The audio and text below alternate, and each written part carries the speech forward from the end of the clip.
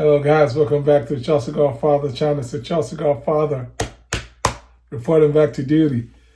Let's jump right in. We don't have time to waste. Alejandro Garnacho, Chelsea recognized that an offer up to £60 million plus, inclusive of add-ons. Now, we don't know what that is. Does that mean maybe 50 plus 10 or 60 plus something? I don't know. But it says in including add-ons that Chelsea believes that 60 million pounds, which includes add-ons, that could get the deal done. And you guys already know how I feel about this 60 million pound player. I mean, like, we have other areas that we are in dire need for where that 60 million pounds could be put to better use. I mean, I'm sure a lot of y'all Chelsea fans watched Man U versus Rangers today in Europa League, where Bruno scored late in the game to help Man U to beat Rangers at Old Trafford. Man U won 2-1. I believe that may have solidified their top 8 spot in in the new fancy setup. So if that's the case, then they would get a bye. And so that's and now obviously we were watching it with regards to Garnacho, the 60 million pound man. I mean, guy, are you the man that's gonna? I mean, I know a lot of fans were like, please don't score a hat trick against Rangers, because if this guy messed around and scored a hat trick against Rangers, it would have been. I mean, that's how the whole narrative just would have changed overnight. Buy him. You know how knee jerk Chelsea fans can be, and so thankfully he didn't score, because that only would have made a rough situation for us fans that don't want him. It would have made things even rougher. I don't know if how we feel even makes any difference, because it appears that the decision has been made that that Chelsea wants this player. And one thing that we know is that once the owners lock into a transfer target, is almost like a bit of tunnel vision.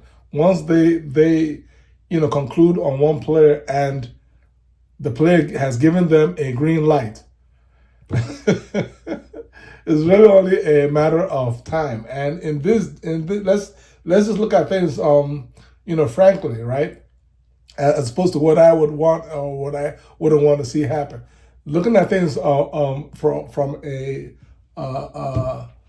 factual point of view, you have Man U on one side, right?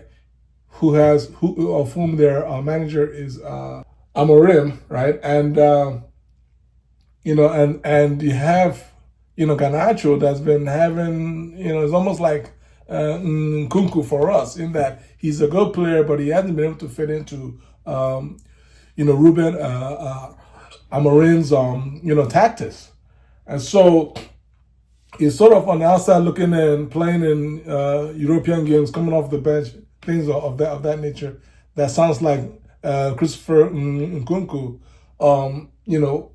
for us. And so therefore, that's what you have going on that side. And then in addition to that, with regards to the consideration of FFP or PSR from the Man U perspective, is the fact that the 60 million is pure profit for Man U.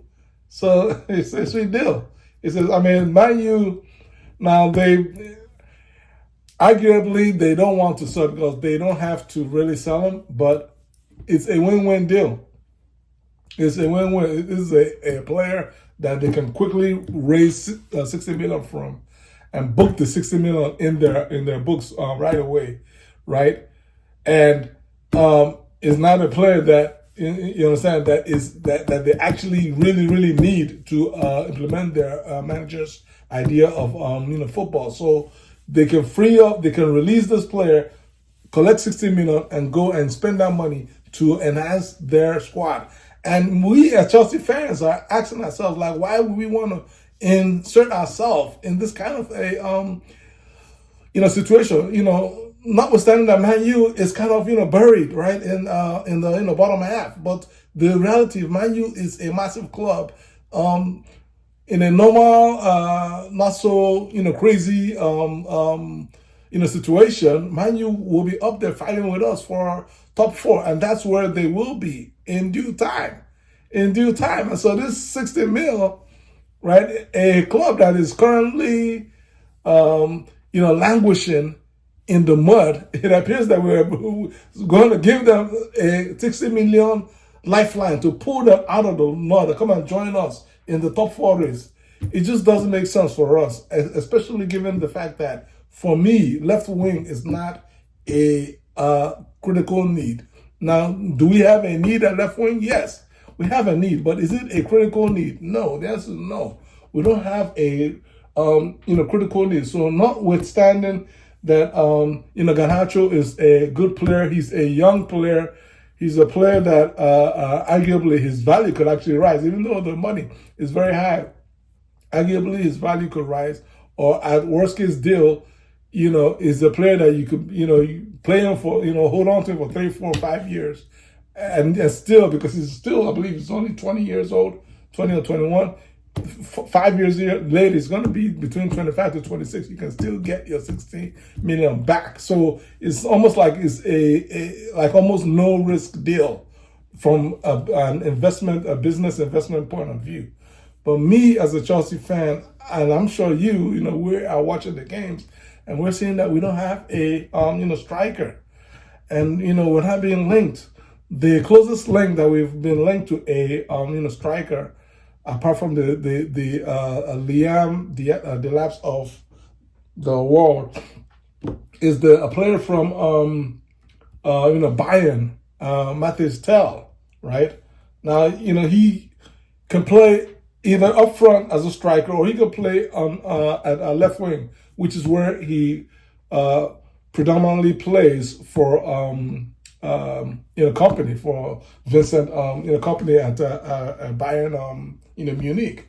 And what I'm saying is, why can't we concentrate on this deal? Now there's a post out there from Paris that says, listen, that Mathys TEL could change his mind. I mean, here we are begging him to change his mind, that he could change his mind on leaving Bayern after the last 2 games of not playing any minutes. And Bayern is hoping that he decides to leave so that they can sign Kunku.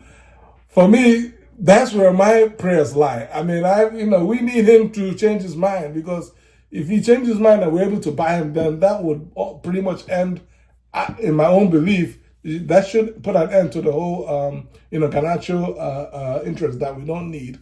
And then in one fell swoop, we'll get a player that can play left wing and also play as a striker, and also allow us to then offload Christopher Kunku, recoup most of our investment from Kunku, and then save on his very, very high wages. From a financial point of view, given both of the deals, if the way I look at it, our energy should be to concentrate on seeing what we can do to pry Mathys TEL away from Bayern and offload Kunku to Bayern on the back end, as opposed to putting all our efforts, £60 million worth of efforts into Garnacho, and still be trapped with Jackson as our only viable option at striker.